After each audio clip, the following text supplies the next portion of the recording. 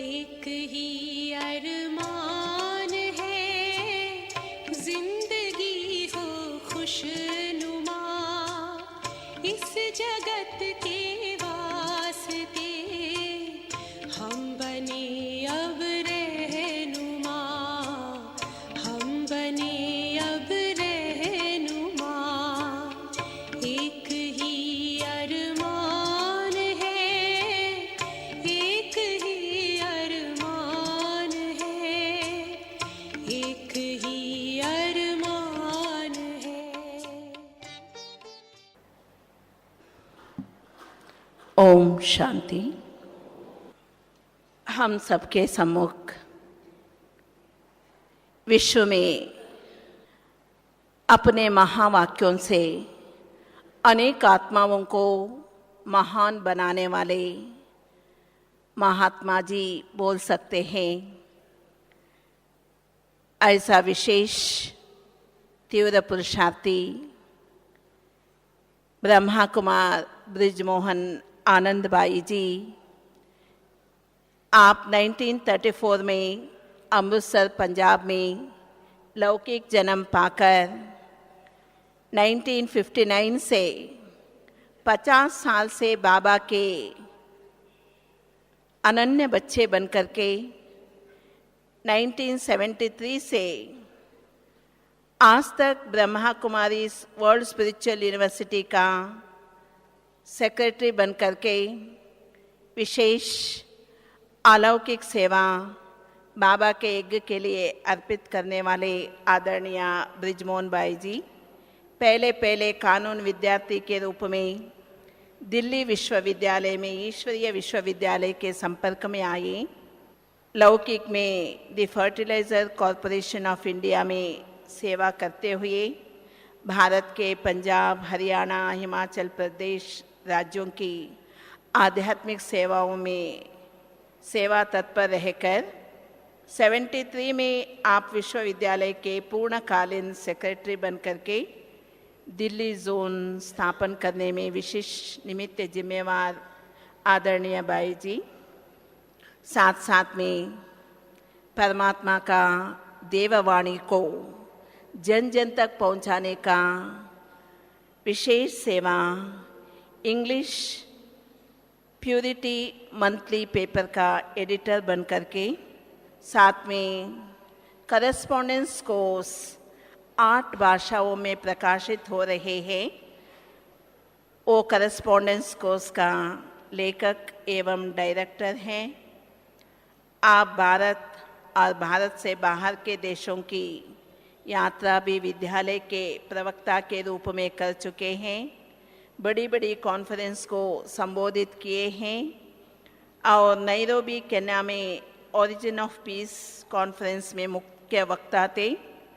85 में और आज भी USA, UK, Trinidad, Barbados, Guyana, West Germany अनेक यात्रा देश में यात्रा करके विशेष बाबा का संदेश जन जन तक पहुंचाए हैं। आपने संयुक्त राष्ट्र में ब्रह्मा कुमारीज के million minutes of peace appeal कार्यक्रम द्वारा संग्रहित पीस मिनट्स प्रस्तुत कर भारत का प्रतिनिधित्व भी यूएनओ में किए थे। आदरणीय भाई जी, हम सबके सामने हैं यज्ञ के वरिष्ठ भ्राता ब्रिजमोहन जी। आप आते ही बर गया डायमंड हॉल में रोशन। आप है यज्ञ के आधार स्तंभ। आपके नज़र में नज़र आता है शिव बाबा का प्रतिबिंब। आपके नज़र में नज़र आता है शिव बाबा का प्रतिबिंब। आज शक्तिशाली याद की विधि और मनसा सेवा, इसके बारे में आज हम सबको ब्रिजमोहन आनंद भाई जी आनंद रूप से बाबा का ज्ञान, आनंद सागर का प्रत्यक्षता करेंगे। हम सभी करतल ध्वनि से ब्रिजमोहन आनंद भाई जी को स्वागत है, स्वागत है, स्वागत है। ओम शांति। ओम शांति। ओम शांति। ओम शांति। परम प्रिय, परम प्यारे बाप दादा जी के लाडले और सिक्की लद्दे हम सब बच्चे हैं। कितने कितने कितने सौभाग्यशाली हैं, महान सौभाग्यशाली हैं, पद्मा पदम सौभाग्यशाली हैं, जो सारे वर्ल्ड की, सारे विश्व की शिव बाबा की संतान 650 करोड़ आत्माओं में से वो भी शिव बाबा की संतान है। 650 करोड़ आत्माओं में से कितने हैं? सिर्फ 9 लाख। अभी 8.25 लाख हुए हैं, 9 लाख बनने वाले हैं, जिनसे सतयुग शुरू होता है। तो कहाँ 650 करोड़ और कहाँ 9 लाख। अगर त्रेता का अंत भी ले लो तो केवल 33 करोड़। इतने पद्मा पदम सौभाग्यशाली बच्चे जो बाबा ने कोटों में कोई चुने हैं, तो बाबा के कितने लाडले होंगे, कितने सिक्की लद्दे होंगे, ये आप सबको अनुभव है। तो आज ड्रामा अनुसार हर 5000 वर्ष की तरह हम सब यहाँ मिल रहे हैं। तो ब्राह्मणों का मधुर मिलन भी एक अति इंद्रिय सुख की अनुभूति का कारण होता है। तो सबसे पहले मैं आप सभी बहन भाइयों का, जो बाबा को मिलने के लिए उड़कर आए हैं, बहुत बहुत स्वागत करता हूँ इस शांति वन में।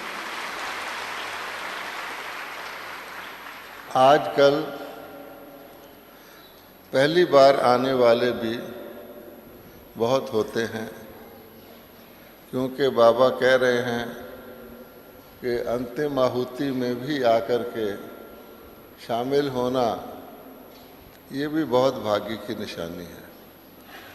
तो यदि आप जो पहली बार आए हैं इस कल्प में, अपना दायां हाथ उठाकर अपना साक्षात्कार कराएंगे तो मालूम पड़ेगा कि कितने बाबा के बच्चे पहली बार इस कल्प में बाप दादा जी से अपना वर्षा लेने आए हैं। बहुत हैं, मिडल पार्ट में तो बहुत हैं, साइडों में भी बहुत हैं।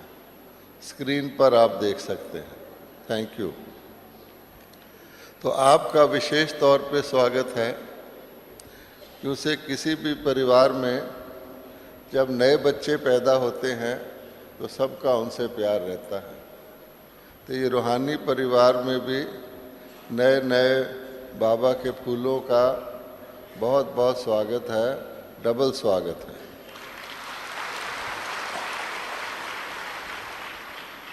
अब ये तो हम जान गए हैं, जानते ही हैं कि हम सब बाप दादा जी के अति लाडले हैं। तभी तो ब्रह्मा बाबा के द्वारा उन्होंने हमको सतयुग में ले जाने के लिए चुना है। हम भगवान को ढूंढते थे, अभी भगवान ने हमको ढूंढ करके जगह जगह से चुना है। इसीलिए सिक्की लद्दे कहा जाता है। सिक्की लद्दे का अर्थ होता है जो बहुत बहुत तरस तरस कर, बहुत खोज खोज कर मिले। जैसे किसी माँ बाप के संतान नहीं होती, तो जो उनका संतान बहुत समय के बाद होता है उसको सिक्की लद्दा कहा जाता है। तो बाबा कहते हैं कि जिनकी इतनी अमूल्य संतान हो, जिनको बाबा भी कहते हैं वाह बच्चे वाह, हम कहते हैं वाह बाबा वाह, और बाबा कहते हैं वाह बच्चे वाह। तो ऐसे वाह बच्चे वाह को माता पिता कहाँ पर रखते हैं? तो बाबा ने कहा है अपनी गोद में रखते हैं, अपनी गोद का झूला झुलाते हैं। बच्चों के लिए सबसे ज़्यादा सुख की स्थान माता पिता का गोद होता है। मुझे याद है कि 1955 में शायद जब मैं सबसे पहले ब्रह्मा बाबा और मम्मा से मिलने आया था, तो मैं लॉ कॉलेज में पढ़ता था, माता पिता भी आए थे। जब मैं मम्मा की गोद में गया तो मैं बिल्कुल अव्यक्त हो गया, मुझे पता ही नहीं लगा मेरी कोई बॉडी है, वहीं पड़ा रहा, इतना सुख। तो फिर समय आता है जब भाई अब औरों को भी मिलना है, तो मम्मा पीठ में हाथ थपकती है कि उठ जाओ अब। तो मैं उठा, फिर दोबारा से गोद में चला गया। तो डबल गोद मैंने लिया था और उसका अति इंद्रिय सुख कि आपको पता ही नहीं है कि कोई बॉडी आपके साथ है, बस एक चेतनता सुख ले रही है। ये माँ बाप की गोद हर बच्चे को मिलती है। अभी भी अव्यक्त गोद मिलती है। अव्यक्त वतन में बाबा बाहें पसार के हमेशा कहते हैं आओ बच्चे आओ। फिर बाबा कहते हैं कि जो बच्चे लायक बन जाते हैं, ये तो छोटा बच्चा गोद में होता है, जो ज़रा बड़े हो जाते हैं, बाप के साथ मददगार हो जाते हैं, तो उनको बाबा कहते हैं मैं अपने दिल के तख्त पर बिठाता हूँ। तो ये भी एक स्थान है बड़े बच्चों के लिए। लौकिक में भी कहते हैं कि जो माँ बाप के दिल की दुआएं लेता है वो भाग्यशाली होता है। ये तो स्वयं परमपिता परमात्मा के दिल के तख्त पर चढ़ना और चढ़े रहना, वहाँ कायम रहना, ये तो पद्मा पदम भाग्य की बात है। तो जो बच्चे अपने आप को अविनाशी समझते हैं कि हम बाबा के बन गए तो बन गए, अब कोई भी हमें बाबा से अलग नहीं कर सकता, तो बाबा के दिल की गोद पर वो हैं। फिर माँ बाप बच्चों को बहलाने के लिए झूले पर भी झुलाते हैं, है ना, पालना में झुलाते हैं, थोड़ा हिलाते हैं, बच्चा खुश होता है। तो बाबा कहते हैं कि मैंने आपको 24 घंटे सारा ही टाइम बहुत सारे झूले दे दिए हैं। आपको पता है कि देश के कई भागों में हर घर में झूला रखा जाता है, आजकल भी रखा जाता है। तो उसमें बैठ कर के वो झूलते हैं तो उनको जीवन का एक और ही सुख मिलता है, जैसे जिसको कहते हैं फ्लाइंग स्टेज थोड़ी सी महसूस होती है धरती पर। फिर बाबा कहते हैं कि मैं अपने नैनों में भी रखता हूँ बच्चों को, नैनों के नूर, जो बहुत ही ज़्यादा बाबा कहते हैं कि मेरे सहयोगी बनते हैं, क्योंकि बाबा को शरीर नहीं है, हमको शरीर है। तो जो अपने शरीर को भी हर वक्त, मन को, बुद्धि को, शरीर को बाबा के संपूर्ण समर्पण करते हैं और बाबा के कार्य को अपना कार्य समझते हैं, जिनको यही धुन रहती है, तो बाबा की आंखों में भी समाये रहते हैं। अब बाबा कहते हैं ऐसे मेरे बच्चे क्या अनुभव करते हैं? तो ऐसे बच्चे सदा ही आपको बाप से संबंधित, बाप की याद में नेचर उनकी बन जाती है, क्योंकि उनका सोना जागना, खाना पीना, कार्य करना सब बाप के साथ ही है।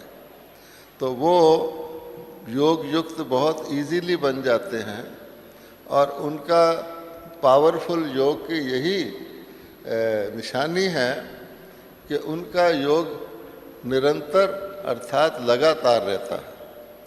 वैसे यदि कोई, बाबा ने कहा योग अक्षर तो ज़रा यूज़ नहीं करना हमको, उसको लोग गलत समझते हैं, याद की यात्रा, तो उनकी नेचुरल रहती है।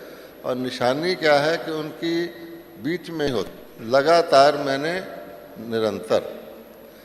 वरना अगर आप कुछ समय भट्टी में बैठते हैं पावरफुल योग का अनुभव करते हैं तो आप देखेंगे उसके बाद हर एक को हल्कापन महसूस होता है, साइलेंस अच्छी लगती है, बोलने को दिल नहीं करता, चेहरा लाल हो जाता है और अंदर फील होता है कि हम हल्के हैं। जब भट्टी में से कोई निकलते हैं तो दूसरों को भी अनुभव होता है कि ये इनको कुछ प्राप्ति हुई है, लेकिन वो हमारी अवस्था को निरंतर बनाने के लिए है, वो सदा बनी रहे, क्योंकि हमारे ज्ञान का इम्पोर्टेंट शब्द है सदा, क्योंकि हमें वर्षा भी सदा काल का चाहिए, अल्प काल का तो नहीं चाहिए, कट हुआ तो नहीं चाहिए। किसी को बहुत बड़ा वर्षा मिल जाए, बीच में कट हो जाए, फिर मिल जाए तो क्या होगा? कोई हवाई जहाज़ पहले ऊपर चला जाए, फिर नीचे आ जाए, फिर ऊपर चला जाए तो खतरनाक गिना जाता है, कुछ होने वाला है। इसलिए सदा, और सदा के लिए इम्पोर्टेंट है सहज। कोई भी बात अगर सदा करनी हो तो आपकी सहज होनी चाहिए, नेचुरल नेचर होनी चाहिए, वरना काफ़ी समय अटेंशन रखेंगे तो होगी, सावधानी हटी दुर्घटना घटी, तो फिर आप देखेंगे क्या हुआ। इसलिए बाबा कहते हैं कि जो बच्चे अपने आप को गोद में, झूले में, तख्त पर, नैनों में सदा महसूस करते हैं तो उनका सदा सभी संबंध बाप से रहते हैं। माता पिता बंधु सखा उनके लिए बाबा ही दुनिया है, जैसे बाबा के लिए बच्चे ही दुनिया हैं।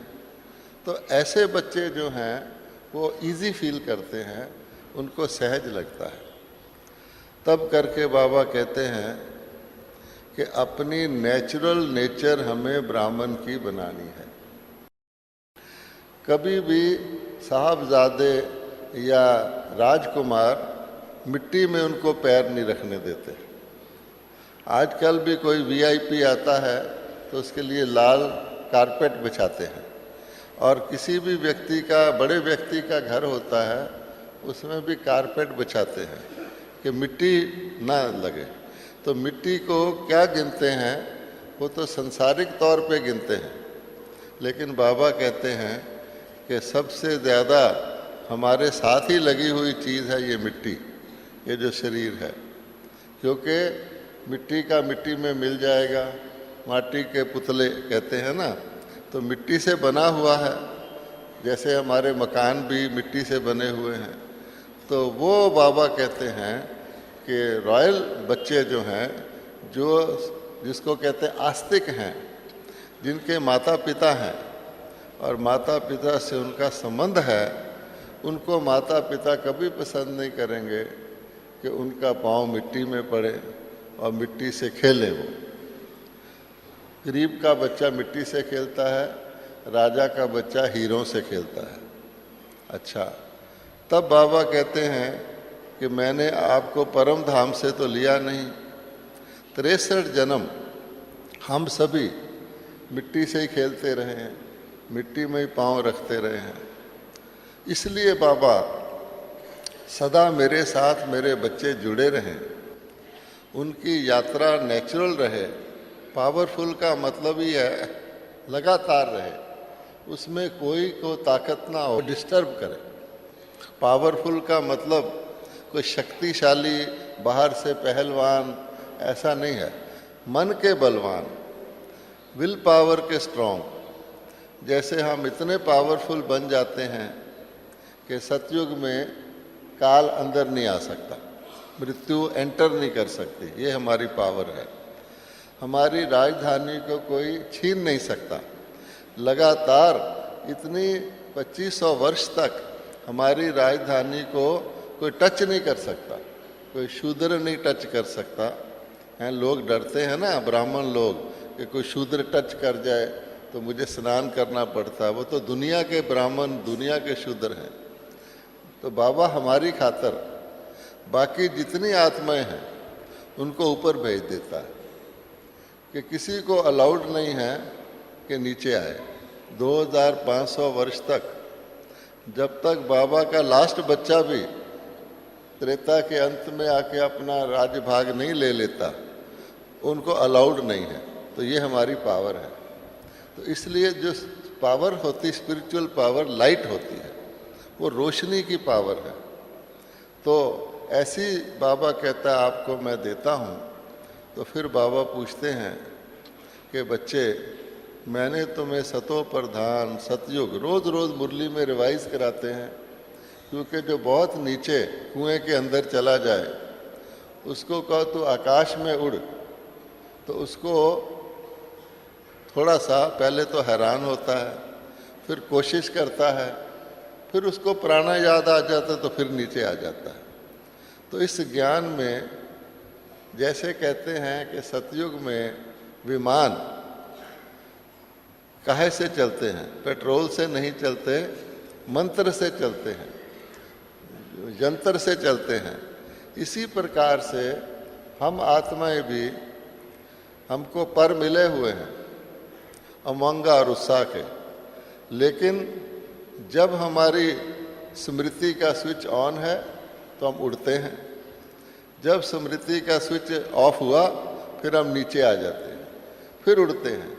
तो बाबा कहते हैं ये नीचे ऊपर ऊपर नीचे का खेल शुरू में तो ठीक है, लेकिन अब हमारे पर जो हैं वो सदा उड़ते रहें, तो उसके लिए बाबा रोज़ मुरली शुरू करने से पहले फर्स्ट लाइन में हर मुरली में हमको क्या शिक्षा देते हैं। आप देखिए, मीठे मीठे रूहानी बच्चे, ठीक है। तो ये जो शब्द रूहानी है, ये जो शब्द स्पिरिचुअल है या सोल कॉन्शियस है, ये है हमारा फर्स्ट लेसन। यही संसार की गीता का भी फर्स्ट लेसन है, तुम आत्मा हो। और बाबा हमको कहते हैं कि इस दुनिया में आ गए, अपने आप को ब्राह्मण बनना। मैंने बच्चे को बाप ने जन्म लेते ही गिफ्ट दे दिया, बर्थडे गिफ्ट। क्या? तीसरा नेत्र। लोग कहते हैं शिव ने तीसरी आंख खोली थी तो विनाश हो गया, वो समझते हैं अपनी तीसरी आंख खोली थी शिव ने। चलो बाबा के पास चलते हैं। तो बाबा कहते हैं मैं परम धाम का निवासी, जन्म मरण से सदा मुक्त। आप तो देही और विदेही बनते हो, मैं तो विदेही भी नहीं कहला सकता, सदा निराकार, सारे विश्व का मालिक, दुख सुख से न्यारा। बच्चों की खातर कौन सी दुनिया में आता हूँ, सतयुग में आता नहीं। मैं शरीर भी कैसा लेता हूँ, श्री कृष्ण का नहीं लेता, श्री लक्ष्मी नारायण का नहीं लेता। बच्चों की खातर, बच्चों को कीचड़ से निकालने के लिए, जैसे हेलीकॉप्टर से रेस्क्यू किया जाता है, तो ऊपर से खींचता हूँ बच्चों को ताकि बच्चे इससे निकल आएँ। तो कहते हैं मैंने आपको सतो प्रधान दुनिया बना के दी, सारे इस दुख से छुड़ाया हैं। गीत भी कह रहा है काम क्रोध लोभ मोह दुख दे रहे हैं जो बॉडी कॉन्शियस से पैदा होते हैं। तो मैं आपको सतयुग बना के दिया, यथा राजा तथा प्रजा, लक्ष्मी नारायण का राज दिया, देवता बनाया, देवी देवता। और हमने क्या किया कि बाबा कहता है सारी दुनिया में कोई भी धर्म अपना नाम नहीं बदलता। क्रिश्चियन है तो क्रिश्चियन है, बुद्धिस्ट है तो बुद्धिस्ट है, मुस्लिम है तो मुस्लिम है। आप अपना नाम भी बदल लेते हो शर्म के मारे। क्यों? देवी देवता कहला नहीं सकते, काम देवी देवताओं के नहीं हैं। और थे देवी देवता तो क्या करें, छोटा मोटा नाम लिख लेते हैं देवी और सज्जनों हैं, लेकिन अपना शर्म के कारण देवी देवताओं की मूर्तियां घर में लगा लेते हैं, चित्र लगा लेते हैं, नाम भी रख लेते हैं। कर्म ऐसे नहीं हैं तो हिंदू कहलाने लग जाते हैं। बाबा कहता है हिंदू कहाँ से आ गया। और नाम भी कैसे रखते हैं।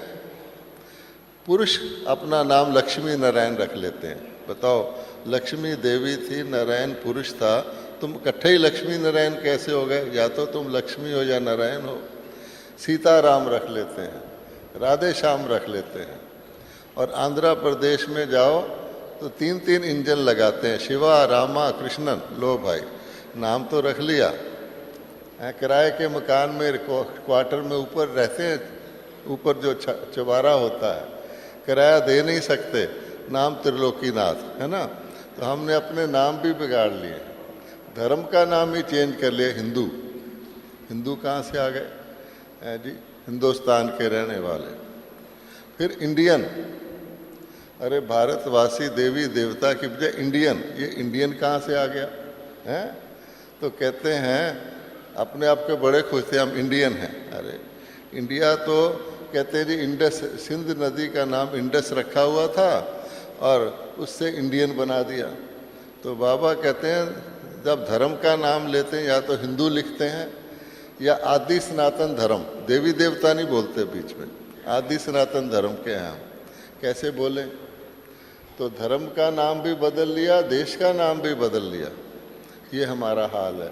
तब बाबा कहता है कि तमो प्रधान होने के कारण फिर हमारे जो शास्त्रवादी थे, विद्वान थे, उन्होंने क्या कर दिया कि सतयुग की आबादी इतने लाख वर्ष, 16 लाख वर्ष, त्रेता की 12 लाख वर्ष, द्वापर की 8 लाख वर्ष, कलयुग की 4,32,000 वर्ष, यानी दुगनी तिगनी चौगनी ये जोड़ करके चक्कर बना दिया। तो लक्ष्मी नारायण को भी लाखों वर्ष दूर कर दिया। अच्छा, और 84 लाख योनियाँ बना दी। ड्रामा कोई इतना लंबा होता ही नहीं, किसी की बुद्धि में कैसे आएगा। तो बाबा कहता है मैंने आके आपको मुट्ठी में सारा ज्ञान दे दिया, त्रिकालदर्शी बना दिया, मास्टर त्रिकालदर्शी। कहे कुछ नहीं है, कल की बात है, 5000 साल पहले लक्ष्मी नारायण थे, आप सब देवी देवता थे। अब दुख भोग लिया, छोड़ो, और अब फिर चलो सतो प्रधान बनने। सिंपल बात है। स्वस्तिका 4 युगों को बराबर बांटती है। 4 युगों में मनुष्य की आयु हो सकती है कि व्यक्ति की आयु सतयुग में कलयुग से 4 गुना हो, त्रेता में 3 गुना हो, द्वापर में 2 गुना हो, और अब 1/4 रह जाए। ये तो हो सकता है कि सतो प्रधान से तमो प्रधान आ जाए। लेकिन युगों की आयु लंबी कर दिया, कितनी योनियाँ बना दिया। तो बाबा कहता है इस सब से तुमको छुड़ाकर हिस्ट्री और ज्योग्राफी बेहद की, एक सृष्टि चक्र का चित्र और एक झाड़ का कहो, या बाबा कहता है सीढ़ी का कहो, उत्थान और पतन, ये हमारे सामने हर सेकंड में रहता है। एक आँख में मुक्ति, एक आँख में जीवन मुक्ति। तो बाबा कहते हैं कि इतना ज़बरदस्त, फिर रोज़ मैं ज्ञान स्नान करा देता हूँ कि बहुत जन्म का मिट्टी है।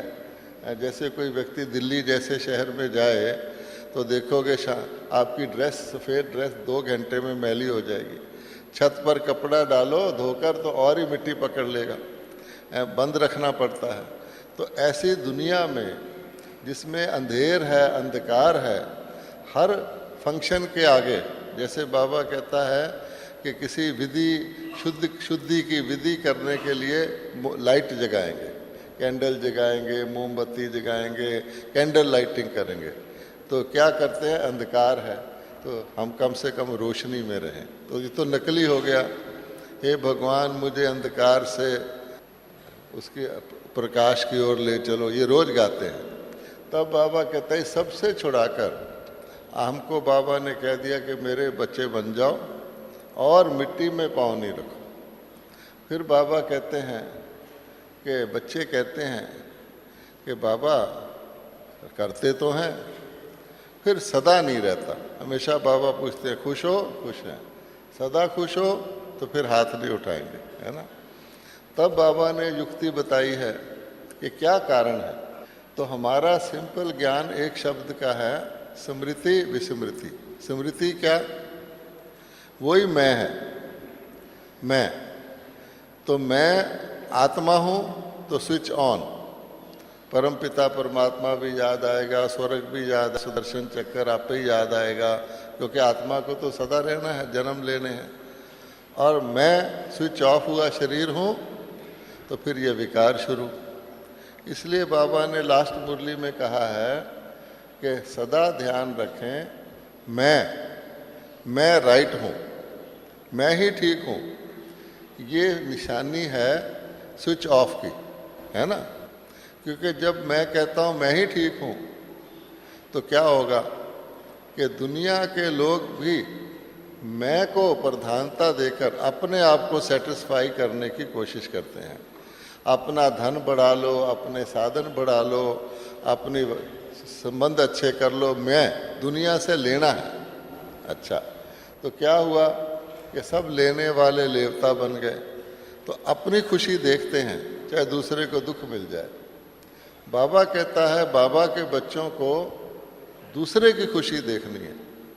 हमने कहना ही नहीं ये रॉन्ग है। अगर हम किसी चीज़ को रॉन्ग कहते हैं, बाबा कहते हैं त्रिकालदर्शी के बच्चे, मास्टर त्रिकालदर्शी, और कहें ये क्यों, ये क्या, ये कैसे, क्वेश्चन मार्क लगाएं, तो क्या समझा जाएगा कि उनके अंदर स्विच ऑफ है, मैं राइट हूँ। तो इसलिए बाबा ने कहा हुआ है कि पास विद ऑनर होने के लिए हमको 3 सर्टिफिकेट लेने हैं। मैं भी संतुष्ट रहूं। जो व्यक्ति लेने की भावना रखेगा वो कभी संतुष्ट नहीं होगा, जो देने की भावना रखेगा वो सदा संतुष्ट होगा। तो इसलिए मैं तो नहीं, दूसरे की खुशी देखनी है, दूसरे को सम्मान देना है, दूसरे को प्यार देना है, तो ये तो हो गई संतुष्टता। तो मैं अपने संतुष्टता का सर्टिफिकेट लूँ, फिर दूसरे कहें ये ठीक है। बाबा कहते हैं तुम कहते हो मैं राइट हूँ, दूसरे वेरीफाई करते हैं कि तुम राइट हो, तो दूसरे का सर्टिफिकेट चाहिए। जब 2 मिल जाएंगे तो बाबा आप पे ही दे देगा, है ना। ऑफिस में भी ऐसा ही होता है, नीचे वाला साइन करता है, फिर ऊपर वाला साइन करता है, तो ऑफिसर साइन कर देता है। अगर कोई बीच में रिमार्क लिखता है तो ऑफिसर को देखना पड़ता है। तो हमारे रिमार्क नहीं होना चाहिए कोई भी, किसी भी प्रकार का। बाबा कहते हैं कोई भी ज़रा सी सजा का अधिकारी होगा तो लक्ष्मी नारायण नहीं बन सकता।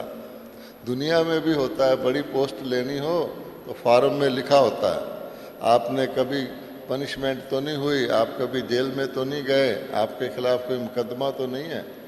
तो ये सारी बात यहाँ भी बाबा कहता है लागू होती है। तो इसलिए मैं को ध्यान रखना है कि आत्मा वाली मैं यूज़ कर रहे हैं या शरीर वाली कर रहे हैं, क्योंकि हम सब सेवाधारी हैं। सेवा के बगैर तो मेवा मिलना नहीं है। और सेवाधारी जो होता है, कोई भगवान की सेवा नहीं कर रहे हम। बाबा कहते हैं ये तो तुम्हें अपनी सेवा का मैंने युक्ति दी हुई है कि दूसरे की सेवा करो तो आपकी सेवा हो जाएगी, ठीक है। और निमित्त बन के करो। तो हम सब ध्यान रखते हैं कि हम निमित्त हैं, लेकिन दूसरे भी निमित्त हैं, ये भी ध्यान रखना चाहिए। मान लो किसी ने कोई ऐसी बात कह दी जो राइट नहीं है या हमको पसंद नहीं है, कह दी। अब हम सोचते हैं इसने ऐसा किया, परंतु उसने किया या वो निमित्त बना सिर्फ। अगर हम निमित्त हैं वो भी निमित्त है। अगर एक सांप, स्नेक कहीं बैठा है छुपकर और 5-4 व्यक्ति क्रॉस कर जाते हैं, कुछ नहीं कहता, छठे को वो काट लेता है और वो मर जाता है, तो स्नेक निमित्त है ना, नहीं तो 5 को क्यों नहीं काटा। इसी प्रकार से कोई हमारा इंसल्ट करता है तो निमित्त है। तब बाबा कहता है कि ज्ञान में आने से मानसिक रोग उछलते हैं, है ना। कई दवाइयाँ ऐसी होती हैं जिसको खाने से पहले रोग उछलता है, फिर ठीक हो जाता है। तो कई कहते हैं अज्ञानी लोग तो अच्छे हैं, उनको तो माया तंग नहीं करती। अरे काली कंबली को क्या रंग चढ़ेगा, तुलसी काली कांबली चढ़े न दूजो रंग। काले के ऊपर और उसका रंग क्या चढ़ना है, माया के वो ऑलरेडी अंडर हैं, उनको माया क्या करेगी। जो चैलेंज करेंगे, आके स्कूल में दाखिल होंगे, दवाई खाएंगे, उनको माया करेगी। तो बाबा हर मुरली में कहता है बच्चे घबराओ नहीं, बच्चे निर्भय रहो, सत्य की नाव डोलेगी डोलेगी, कभी डूबेगी नहीं, है ना। क्योंकि अगर हम घबराते हैं तो क्या मतलब हुआ, गहराई में नहीं गए, ड्रामा को नहीं देखा, बाबा सर्वशक्तिवान के बच्चे हैं उसको दिल से याद नहीं किया, अकेले लड़ने की कोशिश कर रहे हैं। बाबा के आगे तो माया कुछ कर नहीं सकती। बच्चा बाप की उंगली पकड़ ले तो कोई किसी से नहीं डरता, तो इसलिए माया कोशिश करती हाथ छुड़ाने की। पर बाबा कहता है हम स्टूडेंट हैं, स्टूडेंट की अगर परीक्षा नहीं आएगी तो नेक्स्ट क्लास में कैसे जाएगा। वो परीक्षा तो हमको स्ट्रांग बनाने के लिए आती है ताकि हम नेक्स्ट क्लास में जाएं। फुटबॉल आएगा ही नहीं तो किक कैसे लगाओगे। इसलिए बाबा कहता है कि वेलकम करना चाहिए। रुस्तम से माया रुस्तम लड़ेगी, छोटे पहलवान के आगे छोटे रूप में आएगी। 8वीं क्लास की परीक्षा में 8वीं का पेपर आएगा, एमए में एमए का पेपर आएगा। तो हमें तो खुश होना चाहिए कि बड़ी खुशी की बात है हमारे आगे माया आ रही है। ब्रह्मा बाबा कहता है सबसे आगे मेरे आगे आती है। क्यों कि मेरे क्या बनना है। तो बेस्ट तरह की जितनी पॉसिबल माया है ब्रह्मा बाबा ने क्रॉस किया, तो हम नहीं कर सकते। तो बाबा कहता है हर कर्म को, चाहे खाना है, चाहे सोना है, चाहे बात करना है, चाहे चलना है। कभी कभी हम कहते हैं ना, लॉटरी निकलती है, ये करो, डांस करके दिखाओ, गीत गा के दिखाओ, तो कई बार निकलती है ब्रह्मा बाबा की तरह चल के दिखाओ, हैं। तो कई भाई फिर बड़ी ऐसे करके उसी स्टाइल से उसी स्थिति में रहकर चलते हैं। तो बाबा कहता है कि हर कर्म को ब्रह्मा बाबा से टैली कर लो। आसान है कि ये कर्म दैवी संपदा का है, आसुरी संपदा का है, ये विश्व कल्याणकारी है, मेरा कल्याणकारी है। ब्रह्मा बाबा होते तो ऐसे करते, तो दादियाँ कैसे बन गई। ब्रह्मा बाबा के साथ कर्म को मिलाते रहे, टैली करते रहे। इसलिए बाबा कहते हैं ये तो अति इंद्रिय सुख प्राप्ति के तरीके हैं कि जो ही आपने एक किसी माया की हर्डल को क्रॉस किया, आपकी खुशी प्रत्यक्ष है। तो बाबा क्या कहते हैं कि विजय हमारा जन्मसिद्ध अधिकार है और विजय मिलती रहेगी तो आपके उमंग उत्साह के पंख सदा चलते रहेंगे। विजय नहीं मिली, असफलता मिली, निराशा आई, खुशी गई, तो पंख नीचे, हम आलस और अलबेलापन आ जाएगा। सिंपल बात है। इसलिए बाबा के बच्चों को सिर्फ अपना भी हमें कल्याण नहीं करना। अब देखो कि बाबा कहता है जो 100 कल्याणकारी हैं अपना ही पुरुषार्थ करते रहते हैं वो त्रेता में आएंगे, जो विश्व कल्याणकारी हैं वो सतयुग में आएंगे। कल्याणकारी तो सब हैं, स्वर्ग में तो सारे आएंगे। तो आज आप देखो दुनिया में कितना दुख है। दुख की बातें सुनते सुनते कान आदी हो गए, लेकिन गौर से देखो कैसे कैसे रोग हैं। कैंसर हो जाता चलते फिरते। अब जिसको होता उसकी हालत देखो। हम कहते हो उसको कैंसर हो गया, हॉस्पिटल खोल दो, ये करो, कीमोथेरेपी कराओ, ये करो, लेकिन कितना भय पैदा हो जाता है। और जिसको नहीं है, ठीक ठाक लग रहा है, उसको भी क्या भरोसा है कल हो जाए। इसलिए बाबा कहता है सिर्फ एक बीमारी नहीं, अनेक शारीरिक रोग, मानसिक रोग, हॉस्पिटल भरे पड़े हैं। ऊपर से टेररिस्ट मार देते हैं। अभी हम गुवाहाटी गए थे, जिस दिन हम रह रहे थे वहाँ उसी दिन एक दूसरी जगह 21 लोगों को मार दिया बेचारे, जिसको बाबा कहता खूने नाहक। कई देशों में क्या कुछ हो रहा है, कितने दुख की बातें हो रही हैं, जुल्म हो रहे हैं। बाबा कहता है इसलिए ब्राह्मणों को ध्यान रखना है कि ये दुनिया जितना चलेगी उतना दुख बढ़ेगा और लोग आत्माएं बहुत दुखी होंगे, बेचारे कुछ कर ही नहीं सकते। कितने जानवर रोज करते हैं, धरती के जानवर, हवा के जानवर, समुंदर के, काट काट के। तो ऐसे खून खाने वाले, मांस खाने वाले, तो बाबा कहता है बच्चों को मैंने बचा दिया, आपके शरीर भी बच गया, बीमारियों से भी बच गए, दांत भी बच गए, आयु भी लंबी हो गई। कितना शुक्र करना चाहिए कि अन्न दोष से हमें बचाया। खराब संग दोष से बचाया है। माइंड कंट्रोल के लिए लोग बहुत कोशिश करते हैं, लेकिन कोई कहे मैं शराब पी लूँ और माइंड कंट्रोल कर लूँ, ये तो नहीं हो सकता। तो आँखों के द्वारा ईवल देखना, खराब खराब चीज़ें देखना, टेलीविज़न देखना, तो बाबा ने कह दिया है कि पाप की स्मृति करना भी, पाप के सीन को सामने लाना भी, जैसे कहते हैं ना कि किसी बुरे काम में मदद करने वाला, काम को करने वाला, सबके ऊपर दोष आता है। तो जहाँ बाप है वहाँ पाप नहीं है, और जहाँ पाप है वहाँ बाप नहीं है। तो इसलिए बाबा ने कहा अपने व्यर्थ संकल्पों को चेक करो।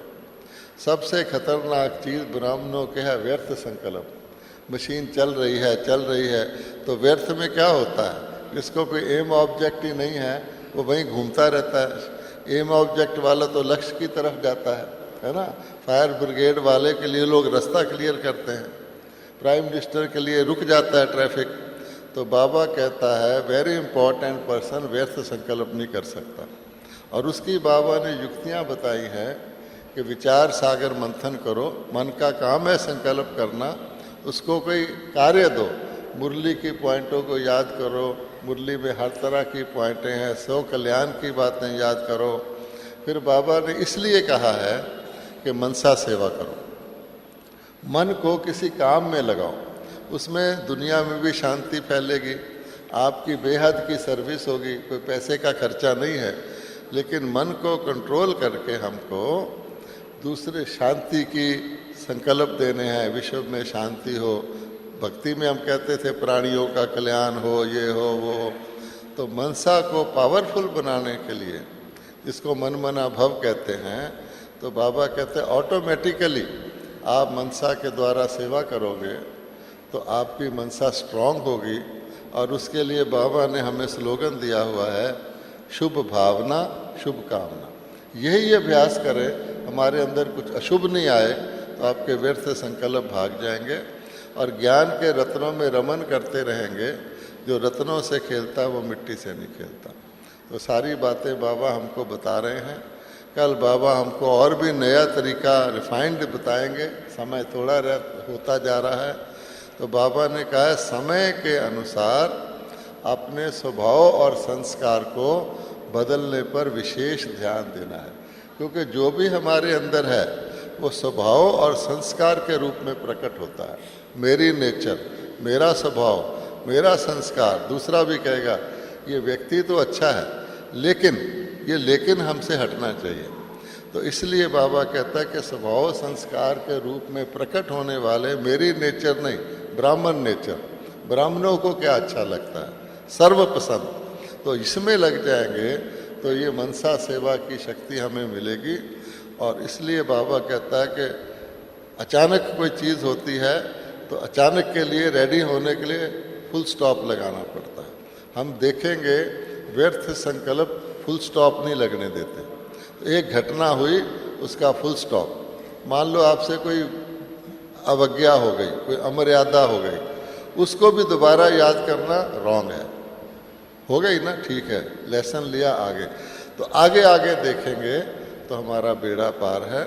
इसलिए बहुत समय से अगर हमें फुल स्टॉप अपनी ब्रेक को लगाने की आदत होगी तो मनसा सेवा में भी काम आएगी, अंत समय भी काम आएगी। यही योगाभ्यास है जो हमें 24 घंटे करना है। ओम शांति।